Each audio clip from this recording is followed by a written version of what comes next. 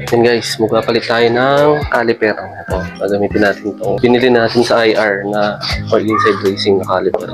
RCB S26 series. Yan. So, kung magpapalit kayo, ito, yung mga tools na gagamitin natin. And yan, pang-bleed. Meron tayo dito pang-bleed na hose. And kailan natin ng panibagong brake fluid din yung caliper. Ayan, check natin yung stock natin dito. Yan siya na guys, medyo sinisipon tayo. Ayan guys, papalitan na natin itong stock. Hindi muna ako bumili ng hose, medyo mahal kasi.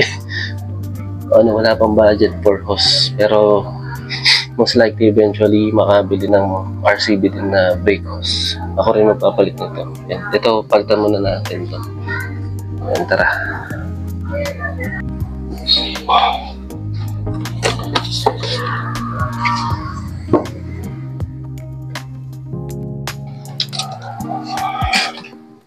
Lagay tayo ng basahan.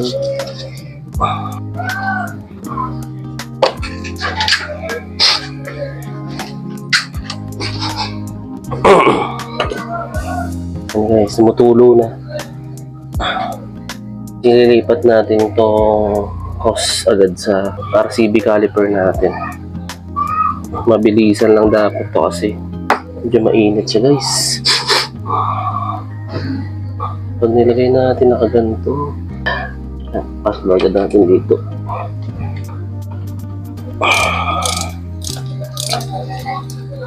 Yan. Tanggalan muna natin to, tatanggalin muna natin. Yan guys, nailipat na natin yung hose, tatanggalin na natin tong stock natin. Hanggang lang kabilis guys magpalit, pero mamaya i-bleed pa rin natin para mawala yung hangin ng hose. Pero sobrang bilis lang yan kasi kailangan lang natin lamanan tong brake caliper natin. Ang tanggalin ko na to guys.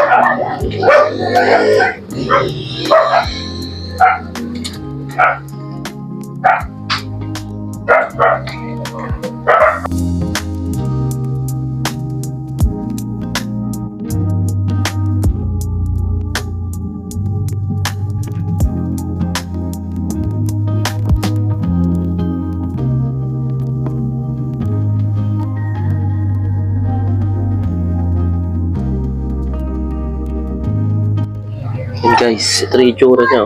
Yan. Ang pogi na. Sheesh!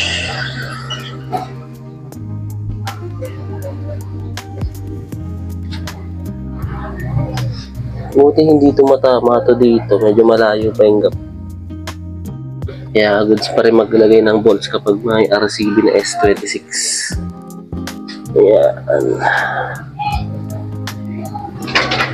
Pogi. Ano yan ah?